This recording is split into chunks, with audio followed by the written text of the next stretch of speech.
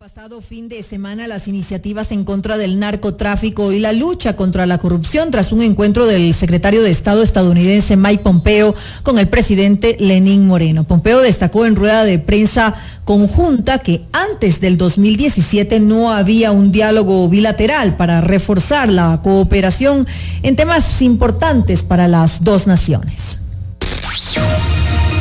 Los protagonistas de la noticia en Notimundo. Así es, en Notimundo Estelar están los protagonistas de la noticia. Ahora mismo nos acompaña en nuestros estudios el doctor José Valencia, canciller de la República.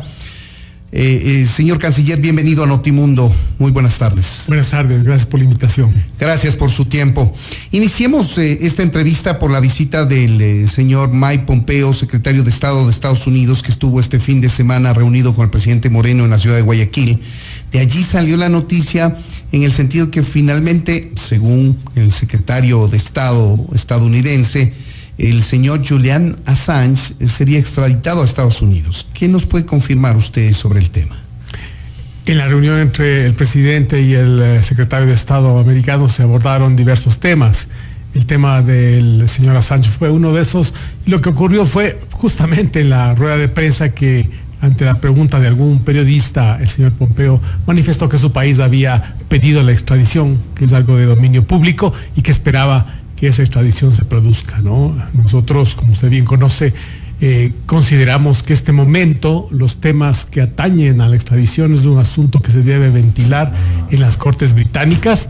Por lo pronto, continuamos nosotros, por supuesto, frente a la garantía que recibimos del gobierno británico de que el señor Assange no podría ser extraditado a ningún país donde él pudiera sufrir la pena de muerte o sufrir malos tratos o torturas, ¿no? Las autoridades británicas continúan en eso, por supuesto, en la misma línea. Recordará usted, la semana pasada estuvo visitándonos Sir Alan Duncan, el ministro para las Américas y Europa del Reino Unido, y él reiteró estas garantías incluso en la rueda de prensa que ofreció. Así que nosotros creemos que este instante el asunto deberá decidirse en las Cortes británicas. Por supuesto, Estados Unidos ha hecho la petición de extradición. Los británicos serán quienes deban dar una respuesta al respecto. Siguiendo con la visita del señor Mike Pompeo, ahí se hablaron, como usted bien lo señala, varios temas. Uno de ellos es la cooperación de Estados Unidos en ciberseguridad y también luego, para introducirnos a otro tema, para ayuda humanitaria, para tema de migraciones. Empecemos por el tema de la ciberseguridad. ¿Qué es concretamente lo que Estados Unidos hará en materia de cooperación por el Ecuador en esta materia? Como sabemos perfectamente, Internet es un mundo sin fronteras. Es un mundo que está abierto prácticamente a cualquiera que quiere conectarse. Y entre las personas que se conectan, que somos usuarios de Internet, como ustedes, como millones de ecuatorianos y de otros habitantes de países del mundo, también hay gente que no entra con buenas intenciones. El Ecuador ha sufrido esta situación en el pasado. Recordemos que justamente una vez que terminó el asilo al señor Assange por decisión soberana del presidente del Ecuador, el presidente Lenín Moreno, nuestro país sufrió millones, y no estoy exagerando, porque fueron millones de incidentes de ataques cibernéticos, lo cual, aun cuando por las disposiciones y las previsiones que había tomado ante esa eventualidad el Estado ecuatoriano, demostró al país que es necesario estar listos a futuro y reforzar lo que tiene ahora el Ecuador en materia de ciberseguridad. No es solamente un tema de instituciones públicas, de páginas web, son bases de datos, por supuesto, del Estado ecuatoriano, desde el registro civil hasta, imagínese usted, el SRI, pero también bases de datos, información clave, importantísima, de empresas privadas, de instituciones académicas, en fin. Es un mundo increíblemente estratégico, importante para el Ecuador. Hemos logrado, digamos, avanzar, contener lo que ocurrió con esos ataques cibernéticos que le indico, pero a futuro tenemos que tomar adicionales previsiones. Y por eso estamos en contacto con varios países, uno de ellos Estados Unidos, por supuesto, un país amigo con quien tenemos una serie de entendimientos de cooperación y estamos abiertos a trabajar con ellos, y hemos recibido de ellos también una apertura para facilitar esa cooperación que nosotros creemos de primera línea en términos de tecnología, de conocimientos, etcétera. Señor canciller, se habló de que justamente expertos en tecnología van a venir para reforzar la seguridad digital en nuestro país. ¿Cuándo se daría esto y de qué forma nos van a ayudar? Muy pronto, las agendas no le podría decir en detalle, pero es algo que hay que empezar a trabajar ya. El reto que tiene el país en términos de fortalecer sus defensas, sus previsiones, sus programas en ciberseguridad es un reto del presente, no podemos esperar. Ahora es esto importante porque va de la mano justamente con ese gran proyecto que tiene el gobierno, que es desarrollar la infraestructura digital en nuestro país, en la estrategia Ecuador Digital, porque justamente dentro de esa estrategia hay un programa que se llama Ecuador Eficiente y Ciberseguro. 100% lo que usted ha dicho es tal cual. Uno de esos programas gubernamentales es el que es el Ecuador 100% suficiente y ciberseguro. Vamos a impulsarlo. Quisiera apreciar que no solamente Estados Unidos es nuestra contraparte, ¿no? Internet es un fenómeno mundial. De hecho, en la visita del presidente a Europa, conversó sobre ese tema con el presidente Macron y con el presidente de la República Italiana, ¿no? Sobre la necesidad de también con esos dos países establecer programas de cooperación en seguridad. Tenemos en ciberseguridad, tenemos programas de cooperación con otras naciones del mundo. Creemos que la ciberseguridad es un asunto que nos concierne a todos, que nos concierne a todos los estados. Los estados que queremos y para nuestros ciudadanos un mundo seguro en el cibercampo, pues tenemos que colaborar. Los delitos que se cometen en esta materia son delitos tan graves y con tanto impacto social que no podemos dejar simplemente libres a que los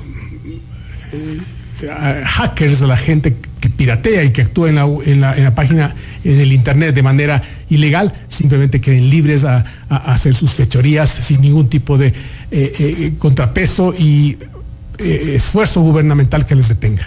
Pero la cooperación de Estados Unidos en esta materia, señor canciller, es en capacitación, es en equipamiento, es en créditos no reembolsables. ¿Cuál es, en suma, el aporte concreto que va a tener Estados Unidos en esta materia? No, la colaboración nuestra en ciberseguridad con otros países del mundo, Estados Unidos en concreto, es de un amplio espectro, ¿no? Se refiere a capacitación, se refiere a conocimiento, se refiere a intercambio de información, se refiere, por supuesto, también a tecnología y uso de nuevos equipos, ¿no? Ecuador, como bien sabemos, no es un país que produzca tecnología de hardware, en materia de informática. En software tenemos también que avanzar en programas y todo eso. En fin, es una cooperación de amplio espectro, tanto con los Estados Unidos como con otras naciones. Siguiendo con el tema de la visita del señor secretario de Estado de Estados Unidos, Mike Pompeo, al Ecuador, y concretamente su diálogo con el presidente Lenín Moreno en Guayaquil este fin de semana, allí se reiteró la cooperación de unos $35 millones, si no me equivoco, para temas humanitarios, concretamente para el tema de migración, especialmente la venezolana, pero también de otras nacionalidades que el Ecuador alberga aquí en su territorio. Es un tema de gran importancia para el Ecuador, para la región también en su conjunto. Más de 4 millones y vamos a los 5 millones de venezolanos han salido ya de su patria o están por salir.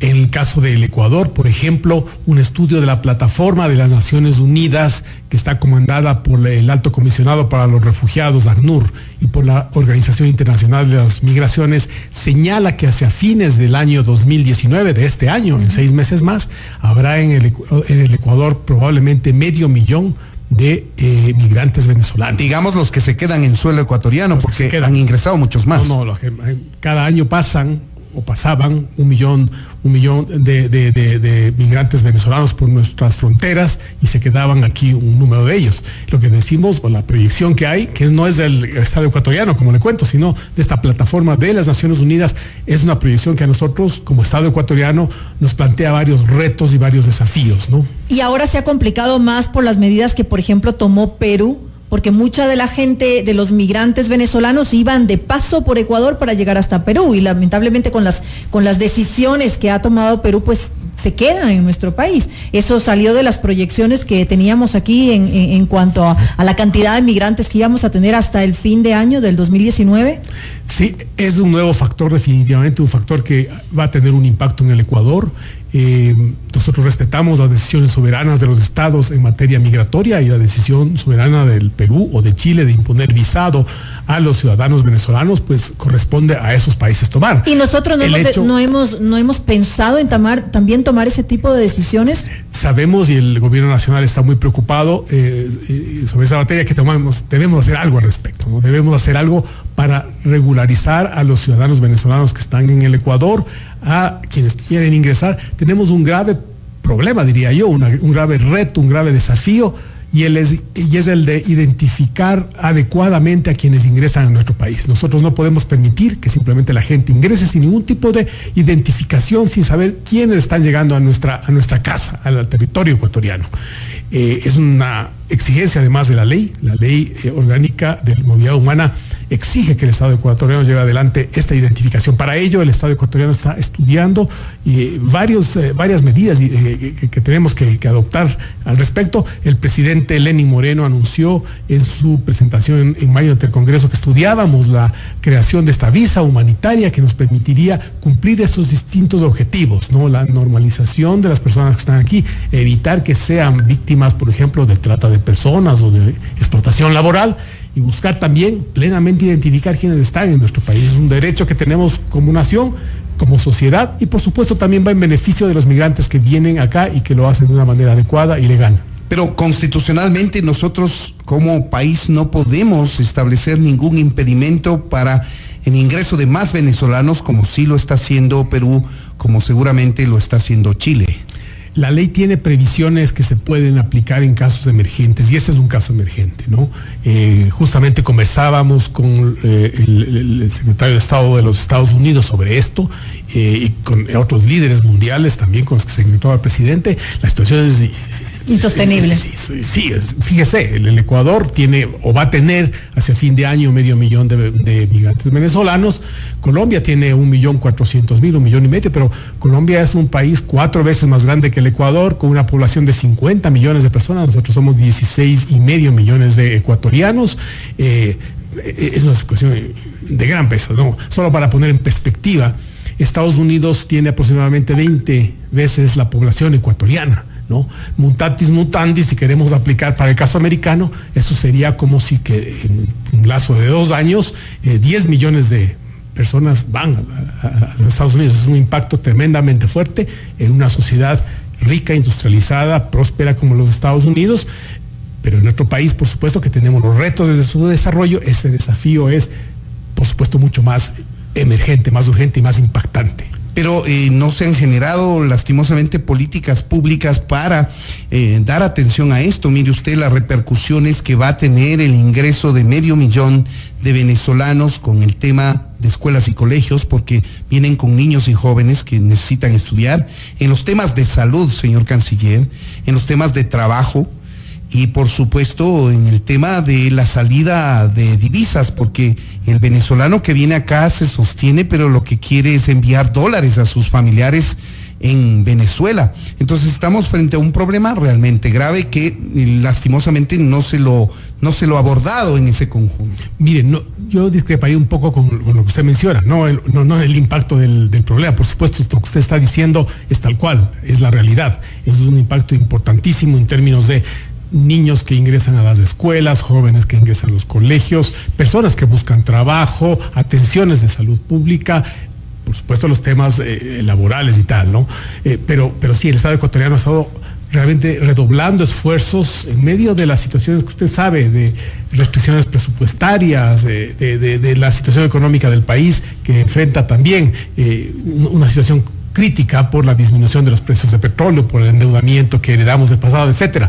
Aún así hemos llevado adelante programas que van de la mano no solamente por ejemplo, le cito alguno de ellos, vacunación. Uh-huh. No hay un solo niño venezolano que haya ingresado al Ecuador y que requiere una vacuna, y estamos hablando creo que 25,000 dosis, que no haya recibido esa vacuna, ¿no? Esto ha sido hecho por el Estado ecuatoriano. Ningún niño venezolano que ha solicitado su ingreso a una escuela ecuatoriana ha dejado de ser recibido. Ha sido recibido, es un mandato constitucional para precautelar sus derechos, tiene un impacto importante económico, tiene un impacto económico. Lo que nosotros estamos ahora apelando a la comunidad internacional, como Ecuador, pero también en unión con otros países, con Colombia, con Perú, que sufren las mismas situaciones, es que haya una mayor respuesta internacional. Fíjese que hubo un informe reciente de un grupo de trabajo creado por el secretario general de Naciones Unidas, dirigido por el señor David Smoransky, un venezolano, donde se reflejaba que el aporte de la comunidad internacional a esta emergencia humanitaria en Venezuela equivalía más o menos a $100 por persona. Mientras que el aporte de la comunidad internacional, y me alegro que así sea, no estoy cuestionándolo, ¿no? Pero para el tema de Siria equivalía más o menos a $5,000 por persona, ¿no? Entonces hay una gran brecha, sin embargo, de que, por ejemplo, el problema de Venezuela, el número de personas, 4,5 millones yendo a 5, es muy similar al de Siria, siendo que en Siria hay una guerra, como sabemos, brutal, que ha provocado grandes desplazamientos, y nos alegramos que haya el apoyo de la solidaridad internacional. Además se lo enfrentó con cupos para los países miembros de la Unión Europea. Una serie de medidas. Exacto. Entonces nosotros creemos que, y estamos haciendo un llamado a la comunidad internacional que actúa. El Ecuador está en contacto con el Banco Interamericano de Desarrollo. Ahora, con oportunidad de la reunión del BID en Guayaquil, yo me reuní con el vicepresidente del Banco Mundial, que estaba asistiendo a la reunión del BID también como observador, y con él hablamos sobre planes del Banco Mundial, sobre recursos del Banco Mundial que pudieran dirigirse al apoyo de programas sociales que apoyan al Estado ecuatoriano, por supuesto, en el manejo de la crisis migratoria venezolana. También este tema se abordó ahí en la reunión anual de gobernadores que se realizó ahora en la ciudad de Guayaquil. Sí, así es. Es un impacto regional, es una cuestión que, fíjese, son 4,5 millones de refugiados migrantes repartidos en Colombia, Ecuador, Perú, Chile, Argentina, Uruguay, en toda la región, Brasil, ¿no? Y en el Caribe también, ¿no? Son números pequeños, digamos, pero relativamente hablando. Pero afectan a esos países pequeños también. Claro. Ahora, usted habla de previsiones que pueden tomarse en caso de emergencia, que sería lo que estamos viviendo en este momento. ¿Qué tipo de previsiones podríamos tomar en estos momentos? Bueno, ya le estamos tomando, hay planes que están en marcha del Ministerio de Salud Pública, del Ministerio de Educación, como le cuento. Este momento no tengo la última cifra, pero el Ministerio de Educación tiene las previsiones para que en el nuevo ciclo escolar de la Sierra se pueda incorporar a los chicos venezolanos que estén en edad escolar y que requieran ser incorporados. Hay previsiones también en materia de movilidad humana. La Cancillería ecuatoriana ha otorgado en este momento 125,000 visas, si no me equivoco, a ciudadanos venezolanos que están aquí presentes. Es decir, se han regularizado esas 125,000 personas. Así es. Todavía nos falta, porque este es un problema continuo, ¿no? Es un asunto que no podemos hacer un corte en el tiempo y decir, aquí el asunto se acabó. No, el asunto continúa y tal. Y nosotros creemos que estas nuevas medidas que el gobierno ecuatoriano está considerando, la visa humanitaria, por ejemplo, va a servirnos para alcanzar todos estos propósitos de una manera más adecuada, más fácil, ¿no? Y ciertamente buscar que haya una armonía, que haya una incorporación, una expresión de la solidaridad del pueblo ecuatoriano con estos hermanos que son tan necesitados, pero de una manera ordenada, segura, ¿no? La migración ordenada y segura es uno de los objetivos y propósitos de la acción política, la política y las políticas del Estado ecuatoriano. Se nos agota el tiempo, lastimosamente, señor canciller, pero quiero consultarle cómo mira desde la perspectiva de su cartera, Ministerio de Relaciones Exteriores, la Alianza del Pacífico. Comercialmente hemos dialogado con muchos empresarios, exportadores, pero ¿cómo mira el país políticamente desde su política exterior, la Alianza del Pacífico? El mundo del futuro es un mundo de la integración. Los países se van a integrar, se van a formar grandes bloques de estados. La Unión Europea, a pesar de que Gran Bretaña está saliendo, el famoso Brexit, sin embargo es un gran bloque de estados. China en sí mismo es como un gran bloque, ella sola, ¿no? Estados Unidos también tiene un peso específico internacional de primer orden, aún así se ha vinculado a través del NAFTA, del Tratado de Libre Comercio con Canadá y México. Son un gran bloque, una gran presencia. En el Asia también hay otros bloques que están formándose, como el TPP, la Trans-Pacific Partnership, no me acuerdo de la traducción al español, pero es la unión de varios estados asiáticos y latinoamericanos. El Ecuador no puede quedar al margen de estos procedimientos, quedar nosotros solos frente a estos grandes bloques económicos y comerciales. Imagínese, el sentido común nos dice que nos va a poner y que vamos a estar en desventaja. Si un vecino nuestro, por ejemplo, vende flores bajo la cobertura de acuerdos comerciales que le da facilidades de colocar esas flores en el exterior, en otros países, nosotros evidentemente vamos a estar en desventaja. No podemos permitir que eso ocurra. No es un proceso sencillo. Creemos que para el Ecuador demanda hacer una serie de ajustes y de entendimientos internos. Especialmente con México, quizá. Con México, con otros países, ¿no? Buscar entendimientos que permita que los intereses ecuatorianos y de productores y exportadores ecuatorianos estén adecuadamente representados. Eso le iba a decir, a la par de esto, de que se llegue a la Alianza del Pacífico o a cualquier otro tipo de alianzas que pueda haber. Lo importante es también que se apoye al sector productivo, que se apoye al sector exportador, porque si no somos lo suficientemente competitivos en mercados internacionales, no vamos a ganar, más bien vamos a perder con relación justamente a los productos que pueden ser importados. Así es. Yo creo que no tenemos que ser tan pesimistas y pensar, vamos a entrar ahí y en este entendimiento de la Alianza Pacífica y vamos a estar mal. Con Perú y con Colombia ya tenemos muchos entendimientos muy avanzados. En su momento hubo temores de que esa vinculación mayor con Colombia, por ejemplo, pudiera tener un efecto negativo, devastador. Se probó que no, se probó que es factible que, por ejemplo, ahora en el Perú haya varias empresas ecuatorianas muy activas, muy dinámicas, trabajando ahí, llevando. Está Marathon, está Hidalgo, está el Banco del Pichincha, no quiero nombrar a otras más, está Pinto. Entonces, el empresario ecuatoriano tiene que ganar, y tiene, creo yo, un importante horizonte de posibilidades. Pero el compromiso del gobierno es justamente apoyar. Sí, el gobierno, por supuesto que no va a perder de vista este asunto. Se trata de que esa integración en esta Alianza del Pacífico, que es un novedoso mecanismo que va a permitir no solamente una integración entre nosotros, sino esa proyección hacia el Pacífico. De eso se trata, ¿no?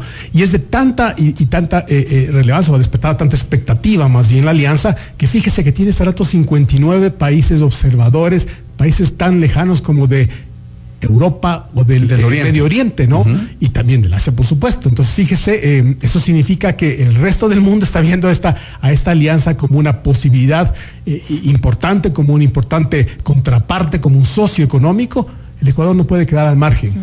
Estamos en el Pacífico, somos un país parte de la cuenca del Pacífico. Somos un país sudamericano que si nos vinculamos con estos otros tres estados, vamos, creo yo, a tener importantísimas posibilidades. De hecho, vamos a constituir, si no me equivoco, algo así como un 40% del PIB regional latinoamericano. O sea, es algo de gran relevancia. Tenemos que hacerlo bien, por supuesto, tenemos que hacerlo con confianza, con optimismo y buscando avanzar los intereses del Ecuador a futuro con dinamismo, con inteligencia y proactividad. Una última pregunta, señor canciller, y ojalá de una respuesta rápida de su parte. La visa Schengen, la exención de la visa Schengen para permanencia corta en Europa, algo que ha venido trabajando el Ecuador y a nivel presidencial, incluso en la última gira por Europa. ¿Usted cree que está cerca? La decisión es de Europa, ¿no? Digamos, es una decisión soberana de los estados europeos, de los países que integran la visa Schengen.